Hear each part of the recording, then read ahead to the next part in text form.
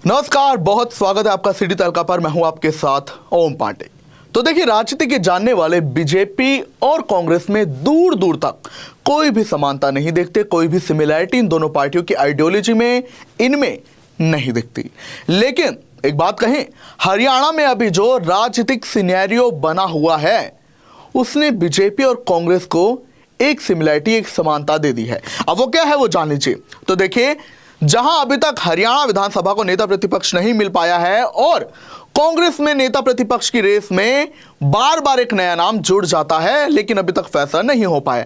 दूसरी ओर बीजेपी में भी कुछ ऐसा ही है, लेकिन वहां पर सिनेरियो है राज्यसभा उपचुनाव का। दरअसल राज्यसभा की एक सीट कृष्णा पवार के इस्तीफा देने के बाद खाली हुई है। यह सीट दलित कोटे से खाली हुई है, लेकिन इस सीटों पर होने जा रहे 20 दिसंबर को उपचुनावों के लिए आए दिन एक नया नाम सामने आता है, क्योंकि बीजेपी के हरियाणा विधानसभा में अभी समर्थित और उसके पार्टी की विधायक देखे जाए तो 51 संख्या, ऐसे में बीजेपी का ही माना जा रहा है राज्यसभा सांसद जाएगा, जाहिर सी बात है। तो ऐसे में अब जिस बात को लोग लेकर लोबिंग तेज है वो ये है कि जहां ये सीट भले ही दलित कोटे से खाली हुई है, लेकिन इस सीट पर दलित, बिश्नोई, जाट, ब्राह्मण, ये सभी चेहरे जो हैं अपने अपनी दावेदारी ठोक रहे हैं और इन सब की दावेदारी भी अपने आप में मजबूत ही मानी जा रही है और इनकी नजदीकियां भी हाईकमान से अच्छी खासी है। दूसरी बात, अब इस रेस में एक और नया नाम शामिल हुआ है, वो आपको बता देते हैं। तो देखिए, जानकारी ये मिली है कि राज्यसभा उपचुनावों के लिए सूत्रों के हवाले से पूर्व मंत्री डॉक्टर बनवारी लाल हैं, उन्होंने भी दावा ठोक दिया है और वो भी लॉबिंग करने में लग गए हैं। उनका दावा इसलिए भी मजबूत है क्योंकि जहां इस बार उनका टिकट कटा, दूसरी ओर ये क्योंकि सीट दलित कोटे से खाली हुई है, ऐसे में वो भी एक बड़ा दलित चेहरा है। तीसरी बात, वो दो केंद्रीय मंत्रियों के करीबी हैं, राव इंद्रजीत और मनोहर लाल खट्टर। इन दोनों का करीबी उन्हें माना जाता है, ऐसे में उनकी दावेदारी भी अब मजबूत मानी जा रही है। तो ऐसे में अब यह खबर आ रही है कि नया नाम शामिल हुए राज्यसभा उपचुनावों को लेकर, और वो है डॉक्टर बनवारी लाल, जो कि हरियाणा की सरकार में पूर्व मंत्री हैं। इस बार बावल से उनका टिकट काट दिया गया, उनकी जगह एक नए चेहरे कृष्ण कुमार को मैदान में उतारा गया। ऐसे में यह भी कहा जा रहा है कि बीजेपी उन्हें राज्यसभा भेज सकती है क्योंकि उनका टिकट काटा गया था। वहीं आपको बता दें कि इस रेस में अब तक जो बड़े चेहरे शामिल हैं वो आपको बता देते हैं।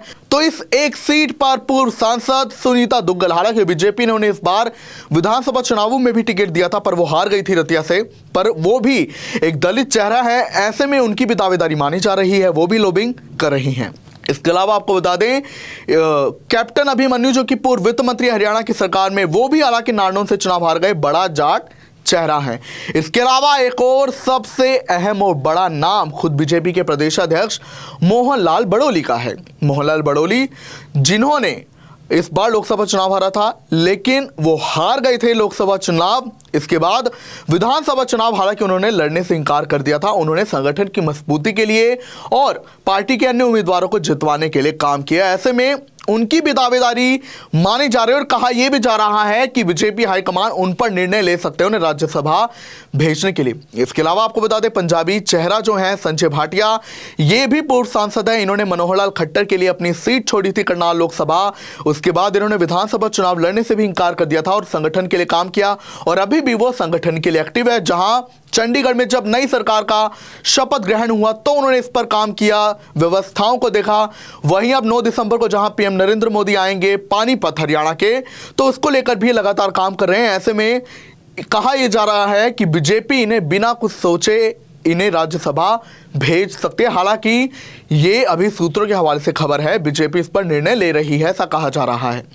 तो ये है वो बड़े चेहरे जिनकी लॉबिंग लगातार चल रही है राज्यसभा जाने को लेकर। अब इस एक सीट पर एक नया नाम जुड़ गया है, वो है खुद डॉक्टर बनवारी लाल। वहीं आपको बता दें कि राज्यसभा में हरियाणा की 5 सीटें हैं, जिनमें की 4 पर बीजेपी अभी काबिज है। 5वीं पर भी पहले ही थी, पर जब कृष्णलाल ने इस्तीफा दिया तो अभी ये 5वीं खाली है।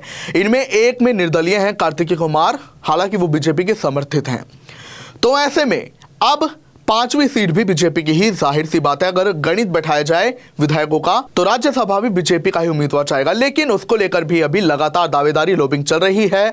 जहां कांग्रेस में नेता प्रतिपक्ष को लेकर यह हो रहा है माहौल, तो वहीं बीजेपी में दिखाई दे रहा है। वहीं आपको यह भी जानकारी दे दे, 20 दिसंबर को जहां वोटिंग है इसके लिए, इस उपचुनावों के लिए, इसके अलावा उसी दिन काउंटिंग शुरू हो जाएगी शाम को जैसे ही वोटिंग खत्म होगी।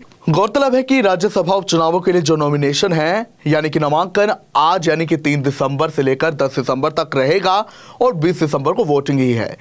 तो अब जिस हिसाब से इक्वेशन सभी हरियाणा बीजेपी में बनते हुए दिखाई दे रहे हैं, लगातार इन बड़े चेहरों की लॉबिंग जारी है। ऐसे में कहा यह भी जा रहा है कि बीजेपी उम्मीदवार राज्यसभा उपचुनावों के लिए नॉमिनेशन के ठीक एक दिन पहले, आखिरी दिन के एक दिन पहले यानी कि 9 दिसंबर को भी उतार सकती है, क्योंकि अभी लगातार निर्णय लिया जा रहा है। इसके अलावा जहां अभी बीजेपी हरियाणा में पीएम मोदी का दौरा भी है, ऐसे में कई बातें हैं जिनको लेकर बीजेपी ध्यान दे रही है। और अभी ये जो उपचुनावों के लिए नेताओं की लॉबिंग है, तो इसको लेकर ये भी कहा जा रहा है कि एन मोमेंट पर भी इसका जो अनाउंसमेंट है उम्मीदवार का हो सकता है। और वहीं आपको ये भी बता दें कि जो मौजूदा संख्या है बीजेपी की विधायकों की हरियाणा विधानसभा में, वो 48 बीजेपी के हैं और 3 समर्थित है निर्दलीय। इसके अलावा अगर देखा जाए विपक्ष यानी कि कांग्रेस जो प्रमुख विपक्षी दल है उसके 37 विधायक हैं। लेकिन जब किरण चौधरी भी राज्यसभा गई थी तो कांग्रेस ने कोई भी उम्मीदवार उनके खिलाफ नहीं उतारा था। वहीं गणित जो बैठता है राज्यसभा की वोटिंग के लिए, तो वो बीजेपी के विधायकों का जो टोटल बना 51 का समर्थन के साथ। तो ऐसे में बीजेपी से ही राज्यसभा में कोई उम्मीदवार जो है वो राज्यसभा में भेजा जाएगा, सांसद बनेगा। तो ऐसे में अब ये देखना होगा राज्यसभा उपचुनावों को लेकर क्या नए समीकरण, क्या नई हलचल पैदा होती है बीजेपी में और विपक्ष में भी। आपको इस पर क्या कुछ लगता है, हमें जरूर बताएं। अब मैं इजाजत चाहूंगा, नमस्कार, देखते रहिए सिटी तड़का। सिग्नस महाराजा अग्रसेन हॉस्पिटल पानीपत नवजात शिशुओं के लिए NICU की सुविधा उपलब्ध है। बच्चों की सभी बीमारियां जैसे दमा, खांसी, नजला, उल्टी, दस्त, बुखार, निमोनिया, बच्चों में शुगर व पीलिया आदि का इलाज किया जाता है। आज ही विजिट करें Cygnus Maharaja Agrasen hospital Panipat. Mobile number 9215163855।